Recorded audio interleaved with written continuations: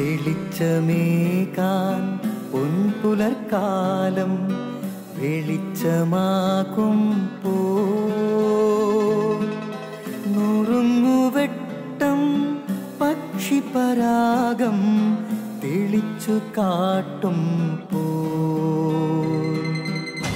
വരുന്നു ദൈവം മനസ്സിനുള്ളിൽ തിളക്കമേകിടാൻ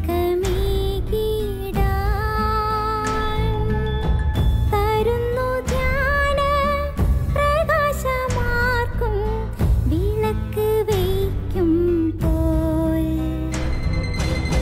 നുറുങ്ങുവെട്ടം ഇറങ്ങിടട്ടെ ഹൃദന്തമെല്ലാം യുഗപ്രകാശത്താൽ മറഞ്ഞിടട്ടെ മനാന്ധകാരം യുഗപ്രസാദത്താൽ നുറുങ്ങുവെട്ടം.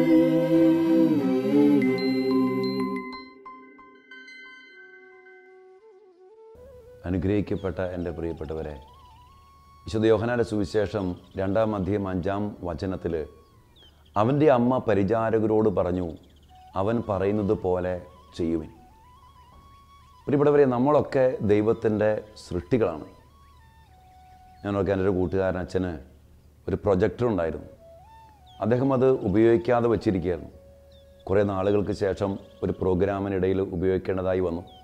എടുത്ത് നോക്കിയപ്പോൾ അത് വർക്ക് ചെയ്യുന്നില്ല, ബൾബ് ഫ്യൂസായിരിക്കാം. പെട്ടെന്ന് അദ്ദേഹത്തിൻ്റെ കൂടെയുള്ള പയ്യനോട് പറഞ്ഞു, മോനെ നീ പെട്ടെന്ന് പോയി ഒരു ബൾബ് വാങ്ങിച്ചുകൊണ്ട് വരിക. ആ പയ്യൻ ബൾബ് വാങ്ങിച്ചുകൊണ്ട് വന്നു.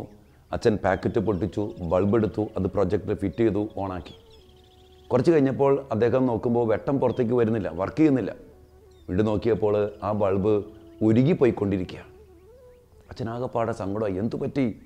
വലിയ വിലപിടിപ്പുള്ള ബൾബ് ഉരുകിപ്പോയിക്കൊണ്ടിരിക്കുക.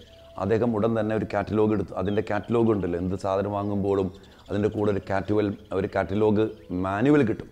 അദ്ദേഹം മാനുവൽ എടുത്ത് നോക്കി. അതിൽ ആദ്യം എഴുതി വെച്ചിരിക്കുക, കോഷൻ, ശ്രദ്ധിക്കുക, ഒരു കാരണവശാലും ഈ ബൾബ് നേരിട്ടുള്ള കരസ്പർശനത്താൽ നിങ്ങൾ എടുത്തു മാറ്റിയിടരുത്.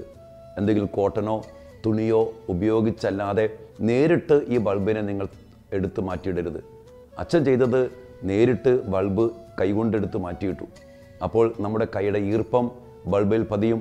ആ വലിയ ചൂടും കൂടി വരുമ്പോൾ ബൾബ് ഉരുകിപ്പോകും, നശിച്ചു പോകും. അതുകൊണ്ട് ഒരു കാരണവശാലും അങ്ങനെ ഉപയോഗിക്കാൻ പാടില്ല. പ്രിയപ്പെട്ടവരെ, ജീവിതത്തെക്കുറിച്ച് ദൈവമായ കർത്താവ് ചില കാര്യങ്ങൾ പറഞ്ഞു വയ്ക്കുന്നുണ്ട്. അത് നമ്മൾ നശിച്ചു പോകാതിരിക്കാൻ വേണ്ടി ദൈവം പറയുന്ന കാര്യമാണ്. അത് എന്താണോ പറയുന്നത് അത് നമുക്ക് ദൈവം തന്നിരിക്കുന്ന മാനുവലാണ്, ദൈവത്തിൻ്റെ വചനം. അത് അനുസരിച്ച് ജീവിക്കുമ്പോഴാണ് നമ്മുടെ ജീവിതം ധന്യമാവുക. അച്ഛനെന്താ പറ്റിയേ?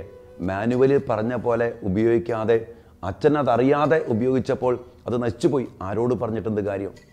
ഇന്ന് ജീവിതം തകർന്നു പോകുമ്പോൾ, പോരായ്മകൾ ഉണ്ടാകുമ്പോൾ, കുറവുകൾ ഉണ്ടാകുമ്പോൾ നമ്മളൊക്കെ ചിന്തിക്കേണ്ട ഒരു കാര്യമുണ്ട്. എൻ്റെ ദൈവം എൻ്റെ രക്ഷയ്ക്ക് വേണ്ടി പറഞ്ഞു വെച്ച കാര്യമുണ്ട്. മാതാവ് പറഞ്ഞു, അവൻ പറയും, അവനാണ് എല്ലാത്തിനെയും ഉടയവൻ, അവനെന്താ പറയണേ അതുപോലെ ചെയ്താൽ മതി. ബാക്കി നമുക്ക് സംഭവം അറിയാം. ഈശോ പറഞ്ഞ പോലെ അവർ ചെയ്തു. മണ്ടത്തരമെന്ന് തോന്നും, വെള്ളം നിറയ്ക്കാൻ പച്ചവെള്ളം, അതെല്ലാം അവർ ചെയ്തു. പക്ഷേ അവിടെ അവൻ പറഞ്ഞ പോലെ ചെയ്തപ്പോൾ ലഹരിയുടെ വലിയ അനുഭവം. എന്താണ് ലഹരി? ജീവിതത്തിൽ ലഹരി നഷ്ടപ്പെട്ടു പോകുന്ന, സന്തോഷം നഷ്ടപ്പെട്ടു പോകുന്ന, പച്ചവെള്ളമായി പോകുന്ന അനുഭവങ്ങൾ.